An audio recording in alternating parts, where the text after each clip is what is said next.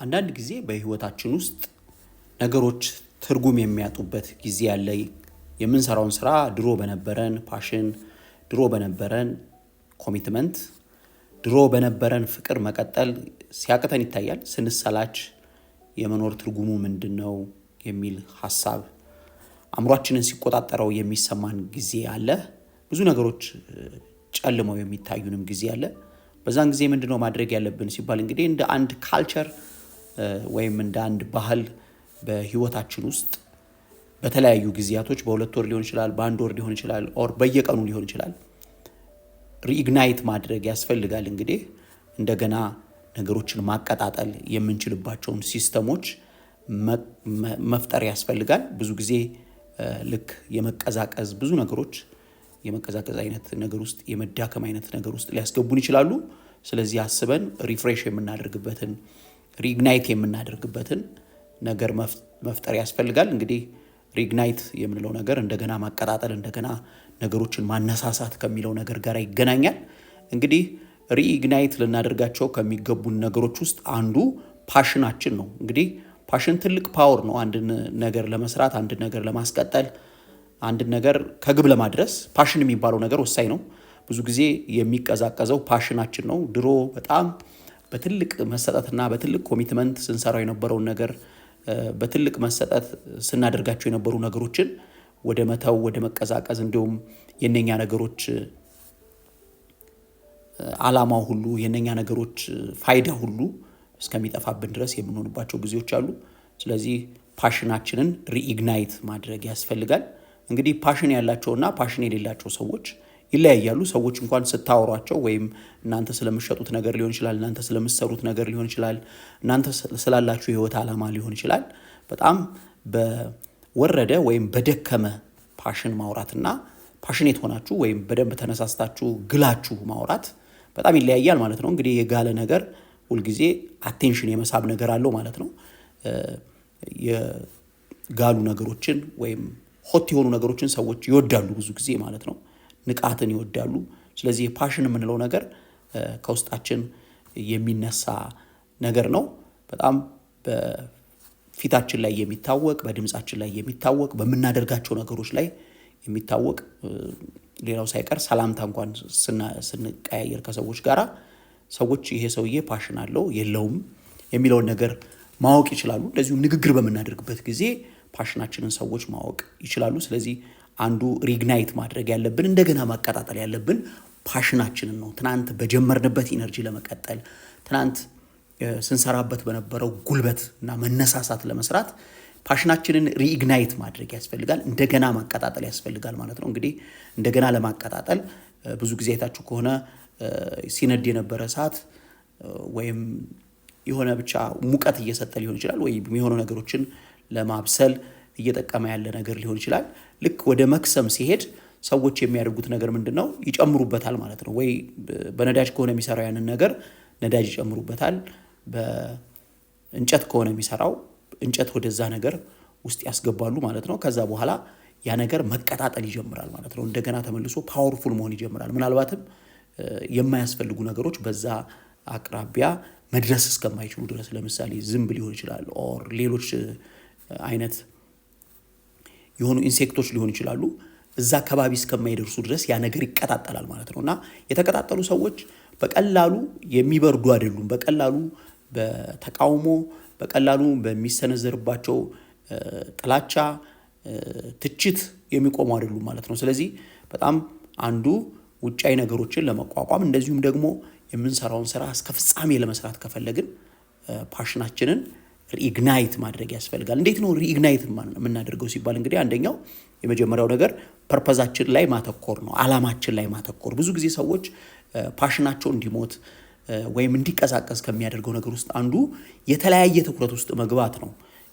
ዓላማችን ላይ ማተኮር ያስፈልጋል። አንዳንዴ ዓላማ ከምናገኘው ገንዘብ ይበልጣል። ዓላማ ሰዎች ጎሽ ከሚሉን ይበልጣል። ከምናገኛቸው ምንም አይነት ነገሮች ይበልጣል ማለት ነው ዓላማ። ስለዚህ በማይለወጥ ነገር ላይ ፓሽናችንን መመስረት ያስፈልጋል። የመጀመሪያው ዓላማ ነው።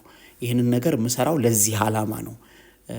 ምንም ይምጣ ምን ዓላማዬን እስከፈጸምኩ ድረስ ይህን ነገር ሰራዋለሁ የሚል ነገር ያስፈልጋል። እንግዲህ ፓሽናችንን እንደገና ለማቀጣጠል ከሚያስችሉት ነገሮች ውስጥ የመጀመሪያው ትኩረታችንን ማድረግ ያለብን የምንሰራው ነገር ላይ የምናደርገው ነገር ላይ ወይም አላማችን ላይ እንጂ ከዛ ከሚሰራው ነገር በሚገኘው ውጤት ላይ መሆን የለበትም። ምናልባት አንዳንድ ነገሮችን ስንሰራ ሰዎች ጎሽ እንዲሉን፣ ሰዎች ጎበዝ ነው እንዲሉን ብዙ አይነት ነገሮችን የምንጠብቅ ከሆነ ያንን ነገር ስናጣ ልንቀዛቀስ ስለምንችል አላማችን ላይ ማተኮር ያስፈልጋል። እንደዚሁም ገንዘብ ያስገኛል ላያስገኝም የሚለው ጉዳይ ደግሞ ልክ ነው። የምንሰራቸው ነገሮች ገንዘብ ማስገኘት መቻል አለባቸው። ግን አንደኛ ካደረግን ግን ፓሽናችንን እስከ መግደል ሊደርስ ይችላል ማለት ነው።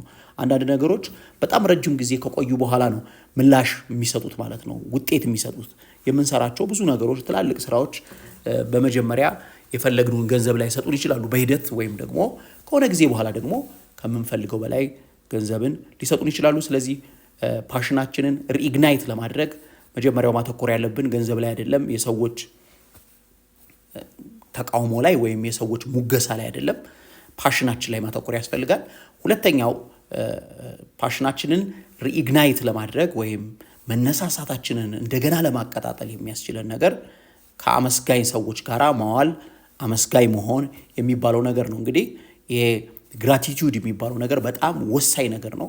ግራቲቲዩድ ሰዎችን የማነሳሳት ሰዎችን እንደገና ወደ ነበራቸው ግለት እንዲመለሱ ከሚያደርጉ ነገሮች ውስጥ አንዱ ነው። ሰዎች ቴንኪዩ በሚባሉበት ጊዜ ይበረታታሉ፣ እንደገና ትልቅ ስራ ለመስራት ይነሳሉ ማለት ነው። እንግዲህ ቴንኪዩ የምንልበት ወይም የምናመሰግንበት አንዱ ምክንያት ሰዎችን ስለሰሩት ስራ የምናመሰግንበት አንዱ ምክንያት ሰዎች የሰሩት ነገር እኛን ስለጠቀመን ብቻ ሳይሆን ሰዎች የተሻለ ነገር እንዲሰሩ ስለሚያደርግ ማለት ነው። ስለዚህ አንደኛው በሰዎች ውስጥ ያለውን ፓሽን ለማነሳሳት የምንፈልግ ከሆነ ቴንኪዩ የሚባል ወይም አመሰግናለሁ የማመስገን ነገር ያስፈልጋል። ይህ እንግዲህ ማመስገን የሚባለው ወይም ግራቲቲዩድ የሚባለው በእኛ ውስጥ ያለውን ነገር የማነሳሳት እንዲሁም በሌሎች ውስጥ ያለውን ነገር ሁሉ የማነሳሳት ነገር አለው። ይሄ እንግዲህ ሰዎች የሚሰሩት ነገር ዋጋ እንዳለው ሲያውቁ መስራታቸውን ይቀጥላሉ ማለት ነው። ስለዚህ ያ የሚሰሩት ነገር ትልቅ እንደሆነ ዋጋ እንዳለው የሚያውቁት አንዱ ሲመሰገኑ ነው ማለት ነው። ስለዚህ ሁለተኛው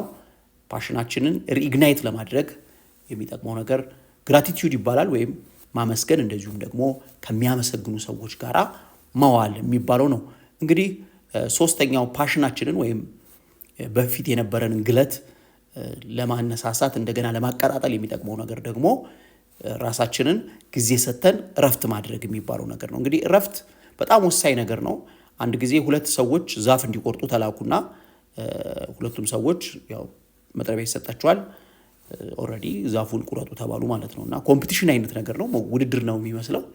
ከዛ አንደኛው ዋይዝ የነበረው ዛፍ እንዲቆርጡ ከተላኩት መካከል ዋይዝ የነበረው ጠቢብ የነበረው በመጀመሪያ ያየው የሚቆርጥበትን መጥረቢያ ያየው ማለት ነው። ሲያየው መሳል እንዳለበት አወቀ። ስለዚህ ወደ መሳል ወደሚሞረድበት ቦታ ሄደ ማለት ነው። ያኛው ግን ዝም ብሎ ቀጥታ ዛፉን ለመቁረጥ ነበር ሄደው ማለት ነው። እና ከዛ ያ ዛፉን ለመቁረጥ የተላከው ሰው እንግዲህ ስለት ቤት ሄዶ ዛፉን እስከሚያስል ድረስ መጥረቢያውን እስከሚያስል ድረስ የሚፈጅበት ጊዜ አለ።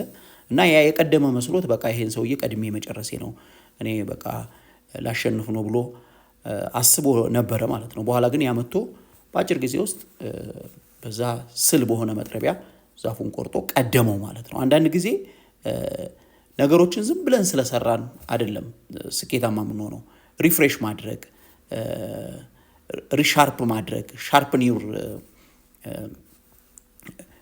ማድረግ ይፈልጋል። እንግዲህ የምንሰራበትን የምንጠቀምበትን ነገር ያንን ነገር ሻርፕን ማድረግ ወይም እረፍት ወስዶ